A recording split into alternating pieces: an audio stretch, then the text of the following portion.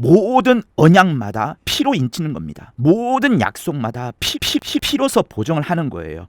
저 하늘 성소에 예수의 피 뿌림이 먼저 있어야지 그 다음에 이후에 성령이 우리 안에 오셔서, 그래서 여러분 14절에 별표 1000개 만개를 하셔야 되는 거예요. 그리스도의 피는 하나님과 언약이 확실히 맺어졌구나. 피가 있음으로 인하여 하나님과 언약이 영원히 맺어졌구나. 갈보리 산 위에 십자가 섰으니 주가 고난을 당한 표라. 험한 십자가를 내가 사랑함은 주가 보혈을 흘림일세.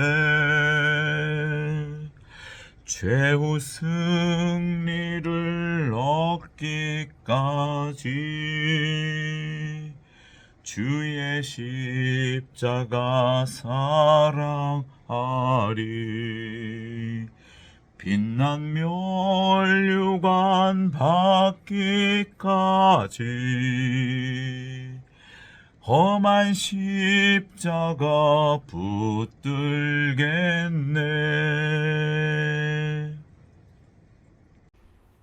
할렐루야. 에베소서 2장 13절의 말씀을 보시겠습니다. 이제는 전에 멀리 있던 너희가 그리스도 예수 안에서 그리스도의 피로 가까워졌느니라. 하나님은 언약의 하나님이십니다. 다시 말하면 약속을 통해서 늘 일을 진행하신다는 말씀을 하시는 거예요. 하나님은 일방적으로 혼자 일하셔도 돼요. 그러나 우리에게 약속을 해주시고서 그것을 뻔히 보게끔 하고 그러시면서 하나님은 일을 하시는 겁니다. 그래서 하나님은 구약 때 이스라엘 백성들과 여러 언약을 맺어 가십니다. 그 중에서도 가장 중요한 것은 모세의 십계명이라고 할 수 있어요. 소위 말해서 모세의 언약 혹은 첫 언약, 이제 이렇게 이야기를 합니다. 어쨌든 하나님이 이스라엘 백성들에게 특별한 지위, 자기의 백성이라 지위를 삼으시면서 그들을 계속 끌고 가시겠다는 약속을 하시는 거죠. 그런데 문제가 생깁니다. 그 문제는 뭐냐면 그 언약이 사람들의 죄 짓는 것과 부정한 행동 때문에 그 언약이 자꾸 깨지는 게 문제가 있는 거예요. 사람들은 하나님의 언약을 잘 지키지 못했고 계속해서 죄에 빠지는 경향이 생겨버렸습니다. 그러다 보니 어떤 일이 생기게 돼요? 그 죄를 속죄해야 되고 속죄를 하지 않게 되면 하나님의 진노가 임하게 되고 결국 하나님과의 화해를 위해서 그 전에 백성들의 죄를 속죄하기 위해서 또 다른 무언가가 필요한 겁니다. 그게 뭐냐면 속죄죄, 희생제, 각종 제사 등이라고 할 수 있습니다. 어쨌든 죄를 특정화 짓게 되고 그 죄를 속죄하는 과정을 계속 거치게 되는 거예요. 그래서 예를 들자면 화목제라는 게 있습니다. 속죄일의 대표적인 속죄제로 화목제를 드렸는데 이 화목제는 개인이나 혹은 유대 공동체 이스라엘 백성들의 죄를 속죄하고 하나님과의 화목하는 그런 제사였어요. 이때 희생동물을 하나님께 바치고 그 제물로 바치면서 하나님 앞에 나아가는 방법으로 그렇게 진행을 했었죠. 그런데 문제는 뭐냐 하면 그 속죄제와 제사가 일시적인 것이고 일회적인 것이기 때문에 다시 말하면 완전한 속죄를 이루지 못하는 한계가 있는 겁니다. 사람들의 마음이 변하지 않는 한 계속해서 죄의 패턴이 반복되고 또 속죄제가 이루어지고 하는 것들이 계속 진행되는 거죠. 이런 한계가 있기 때문에 새로운 무언가를 생각하게 되는 것이 율법 아래에서의 진짜 신앙심을 가진 사람들이 생각하는 바입니다. 결국 메시아 혹은 새로운 언약 이런 것들이 필요하다는 것을 점점 느끼게 되는 거예요. 그래서 예레미야가 31장에서 잘 말씀한 부분을 히브리서에서 또다시 한번 강조하면서 첫 언약은 반드시 새 언약을 기대하게 된다는 그것이 진짜 신앙심을 가진 사람들, 구약 때 하나님을 기다렸던 사람들이 느끼게 되는 바였던 거예요. 그 느낀 말을 따라서 하나님이 새 언약을 이제 준비해 주시는 겁니다. 그래서 예레미야서 31장에 나오는 부분 중에서 특별히 히브리서에 나오는 부분 한번 읽어보도록 하겠습니다. 자, 히브리서 8장을 보세요. 여러분들도 성경을 펼치세요. 지금 펼쳐서 같이 읽고 같이 눈으로 읽고 심령이 귀를 열도록 해야 되는 겁니다. 우리 히브리서 8장 7절부터 읽겠습니다. 저 첫 언약이 무흠하였다면 둘째 것을 요구할 일이 없었으려니와 첫 번째 언약, 다시 말하면 모세를 통하여 주신 그 언약이 흠이 없었더라면 둘째 것을 요구할 일이 없었다, 이렇게 말씀합니다. 저희를 허물하여 일렀으되 주께서 가라사대 볼지어다 날이 이르니 내가 이스라엘 집과 유다 집으로 새 언약을 세우리라. 새 언약을 세우신다 말씀합니다. 또 주께서 가라사대 내가 저희 열조들의 손을 잡고 애굽 땅에서 인도하여 내던 날에 저희와 세운 언약과 같지 아니하도다. 새 언약은 애굽 땅에서 인도하여 내던 날에 세운 언약, 모세의 언약과 다르다는 것을 말씀합니다. 저희는 내 언약 안에 머물러 있지 아니하므로 애굽에서 나왔던 사람들이 하나님이 주신 그 언약, 모세의 언약 안에도 머물러 있지 아니하였다라고 말씀합니다. 내가 저희를 돌아보지 아니하였노라 라고 말씀합니다. 또 주께서 가라사대 그날 후에 내가 이스라엘 집으로 세울 언약이 이것이니, 자, 새롭게 세운 언약이 이렇다는 것을 말씀합니다. 내 법을 저희 생각에 두고 저희 마음에 이것을 기록하리라. 과거에 하나님의 율법이 어디에 기록되었어요? 돌판에 기록되었습니다. 저희들의 마음과 저희들의 생각에 기록된 것이 아니었어요. 그러나 새로운 언약은 생각에 두고 마음에 기록한다라고 말씀을 하는 겁니다. 그러면서 나는 저희에게 하나님이 되고 저희는 내게 백성이 되리라 라고 약속을 하십니다. 자, 11절 또 각각 자기 나라 사람과 각각 자기 형제를 가르쳐 이르기를 주를 알라 하지 아니할 것은, 주를 알라라고 할 필요조차 없다고 말씀을 해요.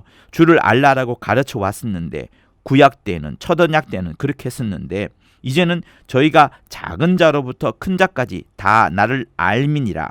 자연히 하나님을 안다는 거예요.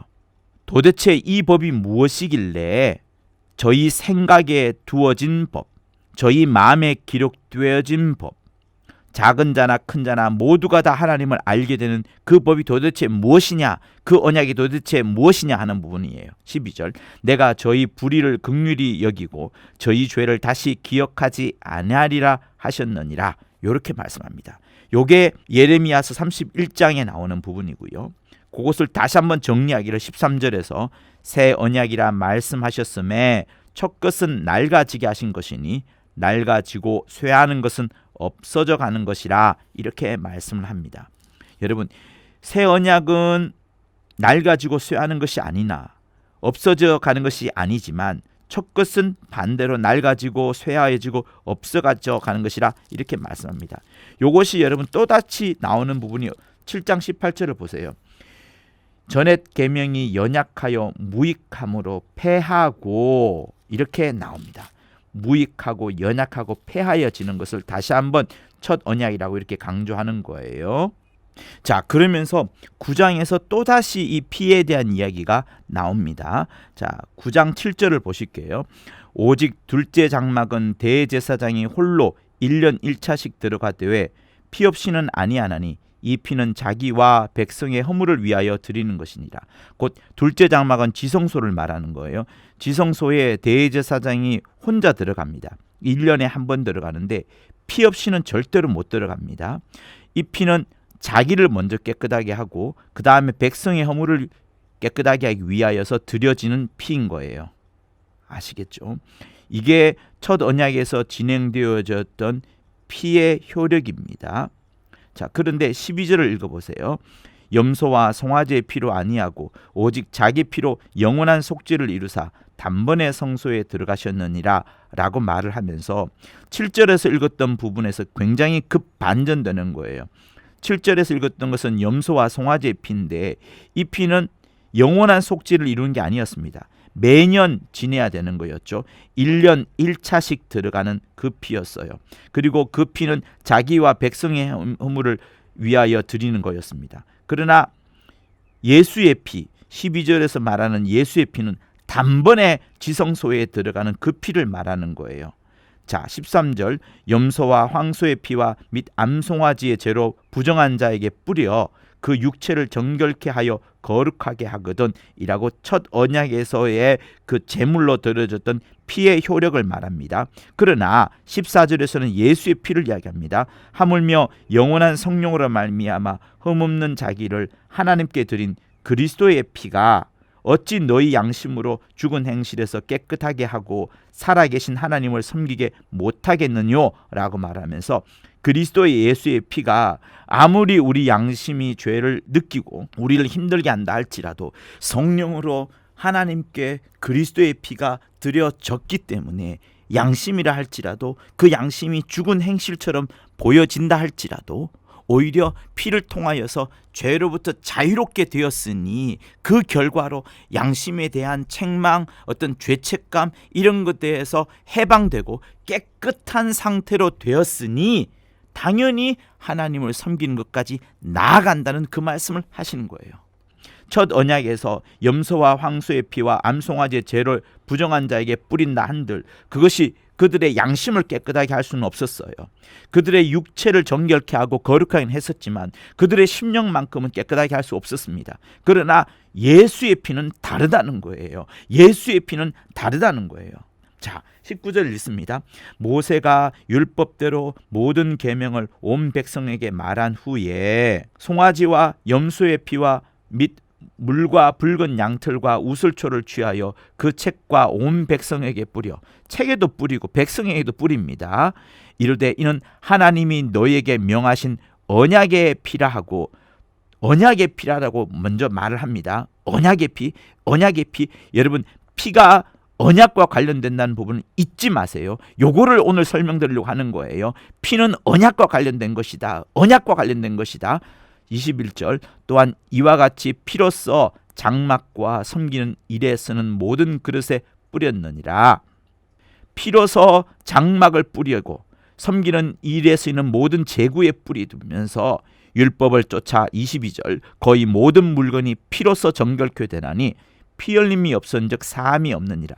그러니 철저히 죄사함이 있어야 되니까 그 피로써 깨끗하게 하기 위하여서 율법을 쫓아나는 모든 물건들과 제구들과 심지어 제사장들과 누구에게든지 간에 이 피를 뿌려서 깨끗하게 피를 뿌려서 정결하게 피를 뿌려서 사함을 얻도록 이렇게 하는 것이 피의 목적인 겁니다. 그러면서 그것을 피의 언약이라고 말하는 거예요. 피의 언약이라고 말하는 거예요. 그러니 여러분 모든 언약마다 피로 인치는 겁니다. 모든 약속마다 피로서 보정을 하는 거예요. 그래서 구약을 읽다 보면 어디에서나 발견되는 것이 바로 피입니다. 왜? 하나님께서 사람과 언약을 맺으실 때 그때 사용하시는 그 표상적인 것이 뭐냐면 피라는 거예요. 언제나 피를 뿌렸고 언제나 피로 인쳤고 언제나 피로 확실하게 보정을 하셨던 겁니다. 짐승을 죽임에 당하게 할지라도 그 피가 있어야지만 그 약조한 언약을 이루어갈 수 있기 때문에 그 언약의 피를 뿌림으로 인하여서 약속을 확실히 강조하기 때문에 그렇습니다. 그것 때문에 성전의 기구들과 율법의 책들과 제사장들과 모두에게 피 뿌림을 얻어서 성별하게 만드는 거룩하고 정결하게 만드는 일을 해왔던 거예요. 심지어 문둥병자한테도 피를 뿌려가지고 그들을 거룩하고 깨끗하게 하는 장면들이 나와요. 그게 레위기 14장이 나오거든요. 14, 14라 저도 기억을 하는 겁니다. 레위기 14, 14에 나오는데 굉장히 특이해요. 문둥병자의 어디를 건드리냐면 우편 귓뿌리, 귓 뒤쪽 말이에요. 그리고 우편 손 엄지가락, 그리고 우편 발 엄지가락에 희생의 피를 뿌리는 그것으로 문둥병자가 정결하게 되는 부분을 기록하고 있을 정도입니다.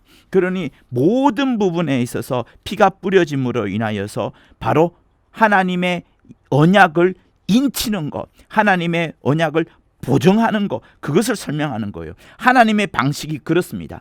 피를 뿌려서 약속을 보정하고 인치고 증거해버리는 그 방법을 항상 하시는 거예요.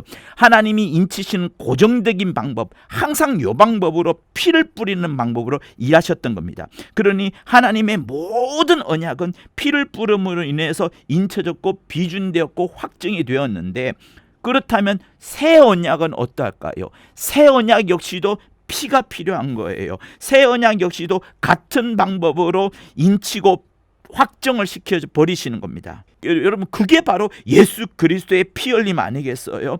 더 이상 염소와 황소의 피와 암송아지의 죄로 부정한 데에 뿌려 깨끗하게 하는 것이 아니라 예수 그리스도의 피가 단번에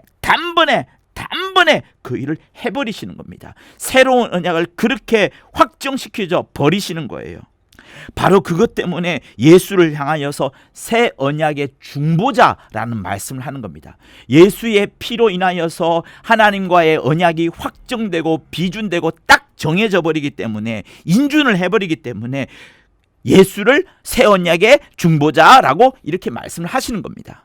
구약 때 모든 언약들을 승인할 때에 핏부림으로 인하여서 승인하였던 것처럼 새로운 언약 역시도 예수의 핏부림으로 인하여서 승인된다. 예수의 핏부림이 하나님의 약속을 승인하는 것이다. 예수의 핏부림이 하나님의 약속을 보증하는 것이다. 예수의 핏부림이 하나님의 약속이 확실히 맞다라고 오케이 하는 것이다 라고 여러분 그렇게 심령에 새겨 넣으세요. 지금.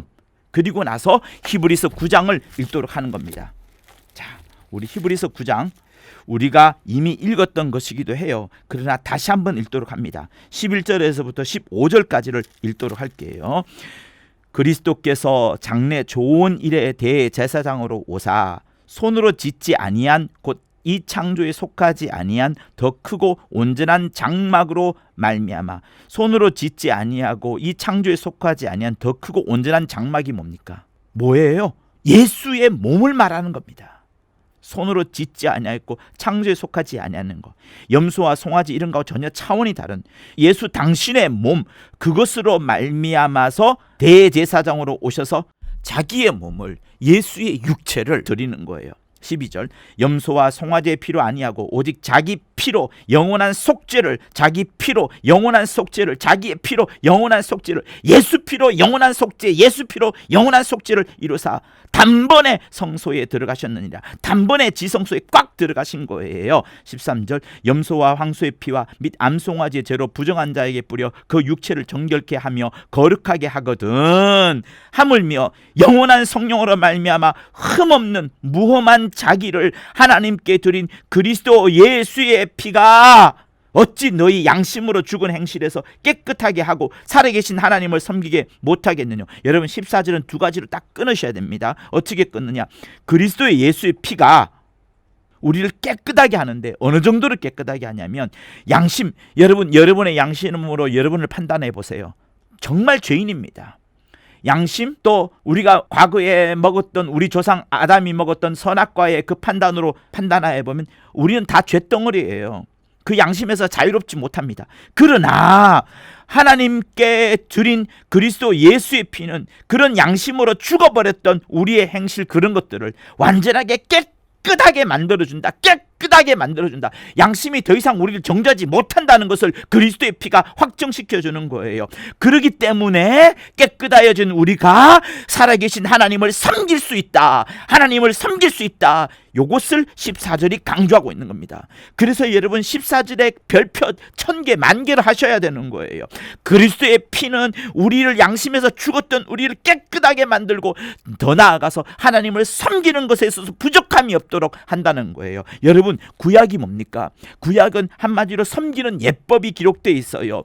이 땅에서, 이 세상에서 하나님을 섬기는 예법이 기록되어 있는 것이 전부라고 해도 과언이 아닙니다. 그래서 히브리서 9장 1절에서는 첫 언약에도 섬기는 예법과 세상에 속한 성소가 있더라. 이걸 달리 말하면 뭡니까? 새로운 언약, 첫 언약 말고 새로운 언약, 예수의 피로 말미암아 새로운 언약, 그건 역시도 섬기는 예법이 있는 것이고 세상이 아니잖아요. 어디에 속했습니까? 하늘에 속했으니까 하늘에 속한 성소에서 하나님을 온전히 섬기는 그것이 새 언약, 예수의 언약, 예수의 피로 언약 있는데, 그 피로 말미암아서 우리가 하나님을 온전히 섬길 수 있다는 것을 강조하는 거예요. 섬기는 것은 똑같습니다. 첫 언약이든 구약이든 새 언약이든 신약이든 상관없이 섬기는 것은 똑같이 해야 되는 거예요. 그러나 구약 때는 짐승의 피로 했었고 이 땅에서 성소에서 했었지만, 이제 우리는 예수의 피로 말미암아 하늘에 있는 성소에서 섬기는 것과 똑같은 거예요. 15절 이를 인하여 그는 새 언약의 중보니, 보세요, 예수를 향하여서 새로운 언약의 중보라고 말하는 겁니다. 예수 없이는 도무지 되지 않으니 새 언약의 중보자이신 예수를 기록하고 있는 거예요. 이는 첫 언약 때 범한 죄를 속하려고 죽어사 부르심을 입은 자로 하여금 영원한 기업의 약속을 얻게 하려 하심이라. 첫 언약 때 모두가 다 죽었어요. 모두가 다 그 천약의 범한 죄를 속했기 때문에 그 죄에 속하여서 다 죽은 자예요. 그러나 부르심을 입은 자로 하여금 매우 쉽게 하나님의 영원한 기업의 약속을 얻게까지 할 정도로 큰 효력이 있는 게 뭐라고요? 예수의 피가 되는 겁니다.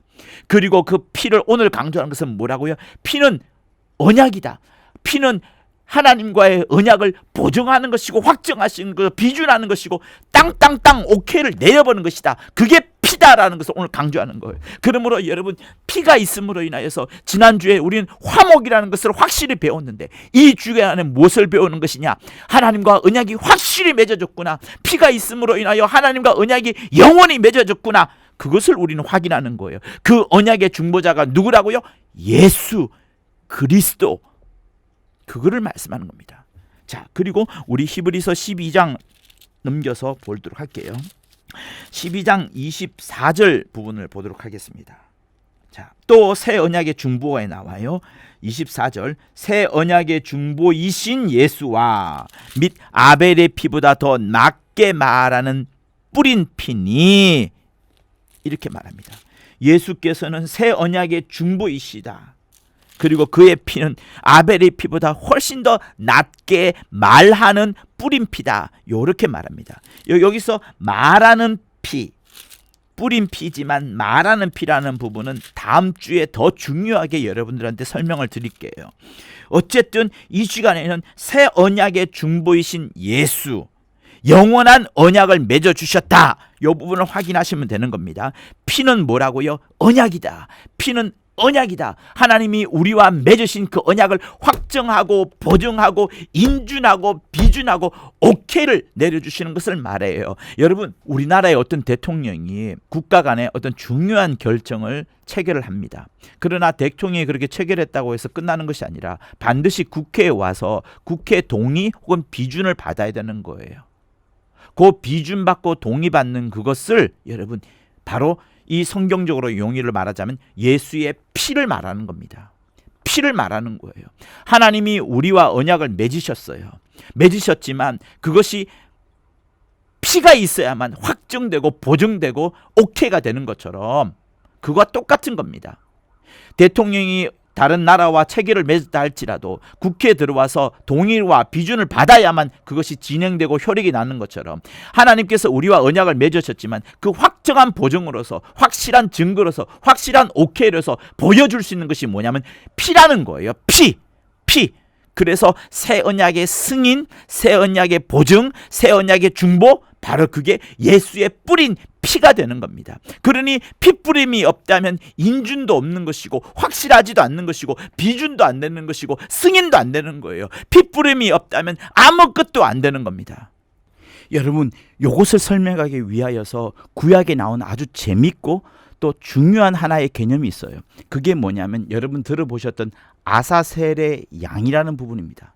요거를 지금 여러분 잘 확인해 주시기를 바래요. 보세요. 대속죄일에 염소 2마리를 잡습니다. 그 2마리를 제사를 드려요. 2 염소 중에 1마리는 하나님을 위한 제물이고요. 또 다른 1마리는 아사셀이라는 뭐랄까요? 괴물이라 할까요? 사람이 없는 곳에 있는 그런 아사셀을 위한 하는 하나의 준비를 하는 겁니다. 그러니 2마리가 있는데 하나님을 위한 염소를 잡아서 피를 뿌려요. 피를 뿌리고 대제사장이 나와서 백성들에게 우리 죄가 사해졌다라고 이제 선포를 하는 겁니다. 그게 레위기 16장 정도에 나올 거예요. 그리고 남아있는 1마리 있죠. 그 염소한테 안수를 합니다. 그리고 이스라엘 모든 죄를 그 머리에 고합니다. 그리고 그때에 죄가 전가되면서 죄를 짊어진 그 염소를 광야 사람 없는 곳에 풀어놓아요. 그러면 아사셀이 이제 그 염소를 잡아먹고 영원히 사라지고 돌아오지 않는 그런 과정을 진행하게 됩니다. 자, 보세요. 한 마리는 피를 뿌려줘서 하나님께 드린 바가 되었고, 또 다른 한 마리는 피를 뿌리지 않고 안수만 받고서 광야로 사라져 버립니다. 누가 하나님께 드려졌어요? 첫 번째 염소가 하나님께 드려졌죠. 첫 번째 염소는 피를 흘리고 죽으시면서 하나님께 드린 바가 되었고, 두 번째 염소는 우리의 죄를 갖고 영원히 사라졌어요. 첫 번째 염소는 피를 흘리시고 하나님 앞에 드린 바가 되었고, 두 번째 염소는 우리의 죄를 안고서 사라져 버린 것을 말합니다. 하나님께 드린 바가 된 첫 번째 염소, 그리고 세상으로 광야로 사라져 버리고 우리의 죄가 저 멀리 가버린 두 번째 염소, 그렇게 이해를 하시면 됩니다. 그런데 여러분, 무엇이 중요해요? 하나님께 드려진 양이 중요해요? 아사셀에게 드려진 양이 중요해요? 무엇이 중요합니까?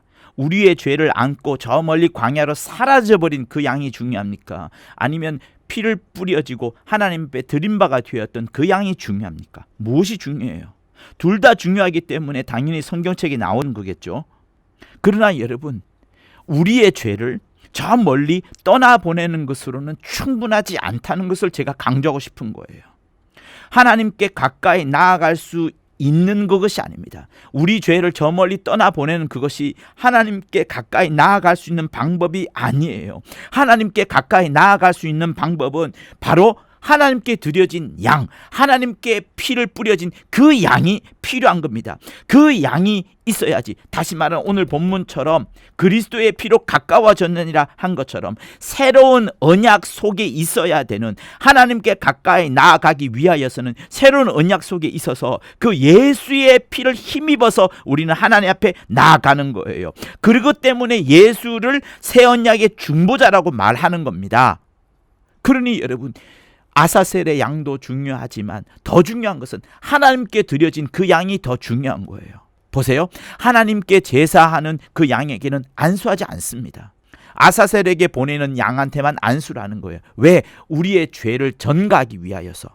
아사셀의 양도 예수 그리스도에 대한 예표예요. 하나님께 드려지는 그 양도 하나님의 예표예요. 그러나 구별을 하자면 하나는 하나님께 드린 바가 되고 하나는 광야에 나가서 죽어버리는 그것을 말하는 겁니다. 그래서 시므온은, 김기동 목사님은 이렇게 표현을 하셨어요.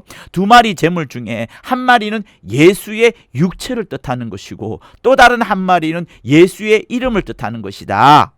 예수께서 당신의 육체로 우리를 위하여 피를 흘려주셨다. 그것이 첫 번째 양인 것이고요. 두 번째 양으로서 우리가 그 이름으로 회개하고 죄를 고백하면, 이제 죄를 고백함으로써 대제사장의 그 양의 머리에 안수하는 것처럼 우리의 죄를 고백함으로써 그 죄를 안고 가는 아사셀의 양에게 죄가 전가되고, 그럼으로써 그 죄가 광야로 가버림으로 인하여서 영원히 그 죄가 사라져버리는, 그렇게 설명을 하셨어요. 다시 말하면 예수의 육체는 피 흘리심으로 하나님 앞에 드린 바가 되었고, 예수의 이름을 우리에게 주셔가지고 우리가 그 이름으로 회개하면 죄가 이제 옮겨지는 그 부분을 말씀하셨던 거예요.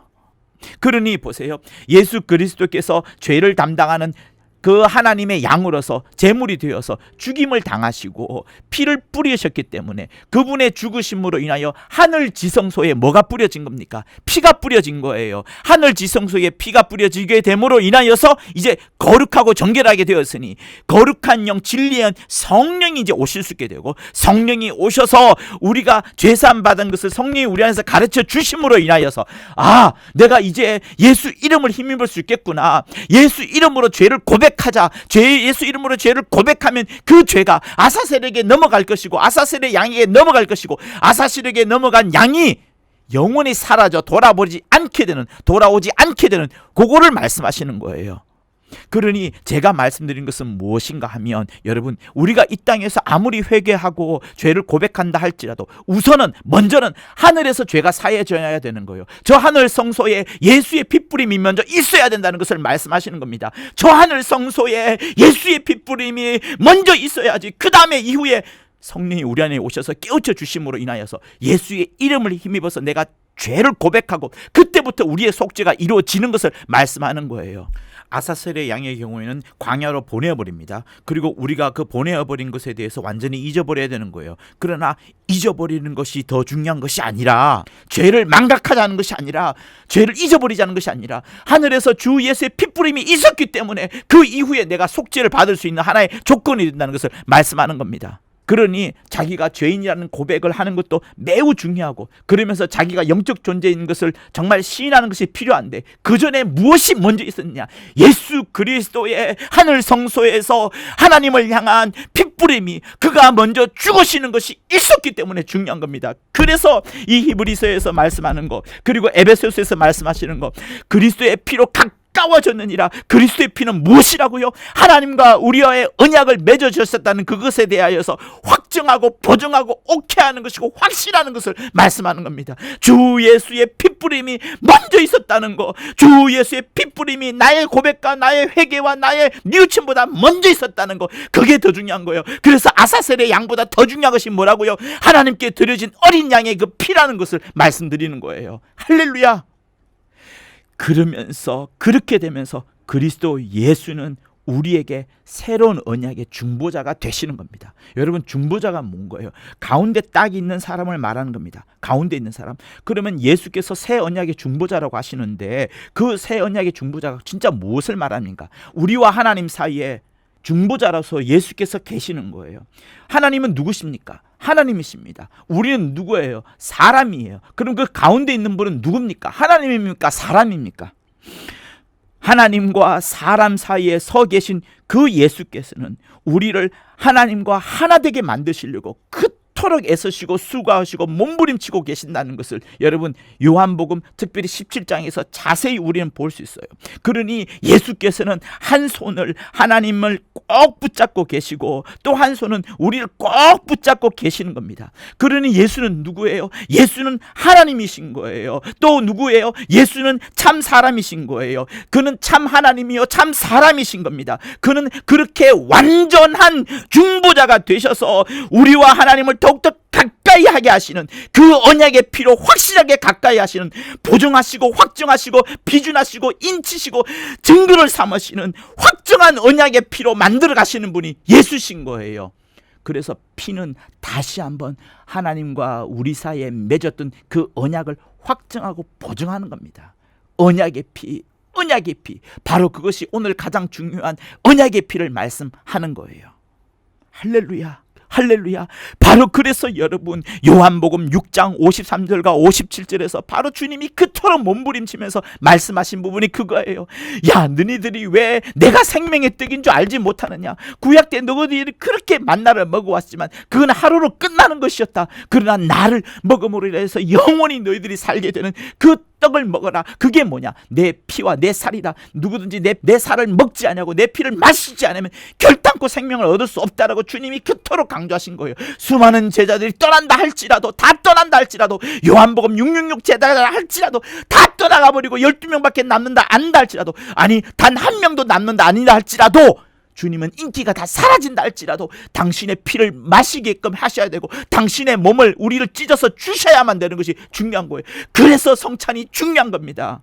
여러분, 다시 한번 우리 요한복음 6장 그 부분을 다시 한번 정말 뜨겁게 간절히 한번 읽어보도록 하겠습니다. 6장 53절. 예수께서 이르시되 내가 진실로 두 번이나 강조하여, 진실로를 두 번이나 강조하는 게 어디 있습니까?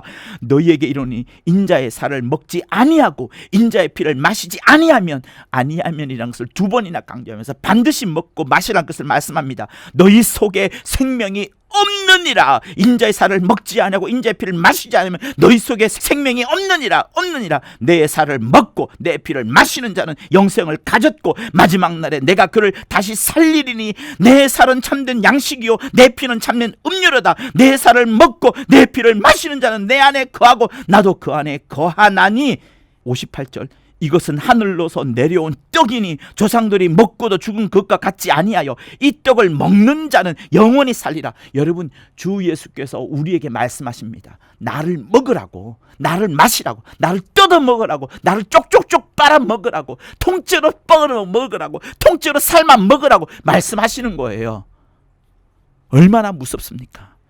그러나 얼마나 그의 사랑이 크십니까? 그것 때문에 예수께서 십자가에 달려 돌아가실 때 그의 무릎이 꺾여지지 않았던 거예요. 요것 때문에 다시 한번 제자들에게도 또 강조하신 부분이 바울을 통하여서 하신 말이 있죠. 고린도전서 11장이 나오지 않습니까? 여러분, 고린도전서 11장도 요한복음 6장과 함께 겸하여서 여러분 철저히 익혀두시기를 부탁을 드립니다.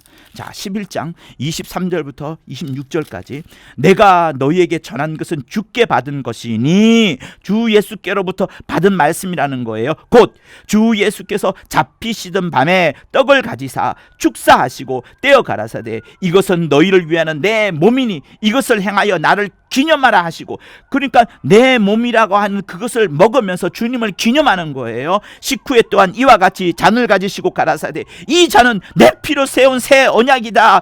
주님의 피로 세운 새 언약을 말하는 거예요. 새 언약이 왜 나옵니까?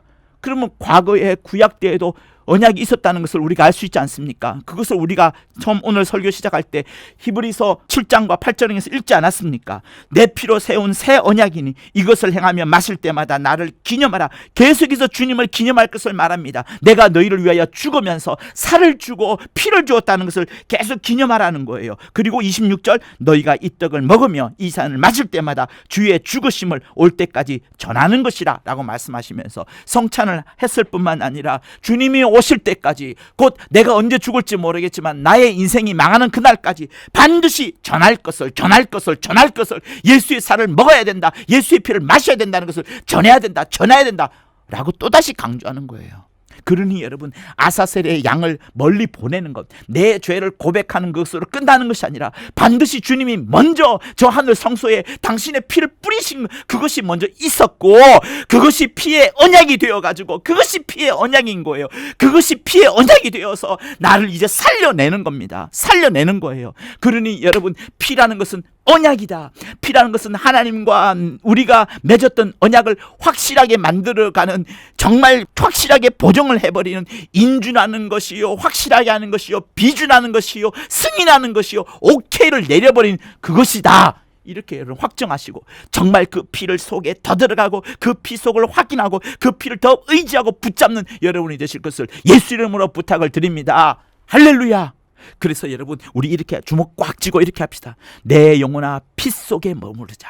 내 영혼아 예수의 피 속에 머무르자. 시작. 내 영혼아 예수의 피 속에 머무르자. 내 영혼아 예수의 피 속에 머무르자. 내 영혼아 예수의 피 속에 머무르자. 다시 한번, 예수 피는 언약이다. 예수 피는 언약이다. 세 번 시작. 예수의 피는 언약이다. 예수의 피는 언약이다. 예수의 피는 언약이다. 하나님 아버지, 예수의 피를 주심으로 말미암아 우리가 회개도 할 수 있고 고백도 할 수 있고 하나님 앞에 나아가서 섬길 수도 있게 되었고 정결하게 되었사오니, 먼저 예수께서 저 하늘 성소에서 예수 당신의 피를 흘려주심으로 말미암아, 뿌려주심으로 말미암아 우리가 이렇게 구원함을 얻고 정결하게 되었고 하나님을 섬길 수 있게 하여 주심을 감사합니다. 일생 어느 누구에게도 어떤 철학이나 어떤 논리에도 빠지지 않고 오직 예수의 피만으로 구원함을 얻는다는 이 확고부동한 진리의 말씀을 도저히 잊지 않도록, 망각하지 않도록 역사하여 주옵소서. 일생 주 예수의 피를 마시고 주 예수의 살을 먹는, 정말 예수 속에만 살고자 하는 저희들 다 되도록 역사하여 주옵소서. 예수 이름으로 기도합니다. 이제는 우리 주 예수 그리스도의 은혜와 하나님 아버지의 극진하신 사랑과 성령의 감화감동 교통케 하심이, 새 언약의 중보이신 예수, 그리고 그가 뿌려주신 피 속에 영원히 거하고자 하는 자들 위해 영원토록 함께 있을지어다. 아멘.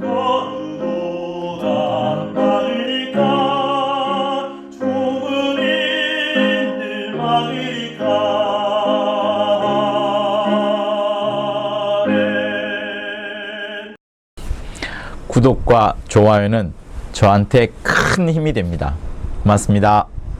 갈보리 산 위에 십자가 섰으니 주가 고난을 당한 표라. 험한 십자가를 내가 사랑함은 주가 보혈을 흘림일세. 최후 승리를 얻기까지 주의 십자가 사랑하리.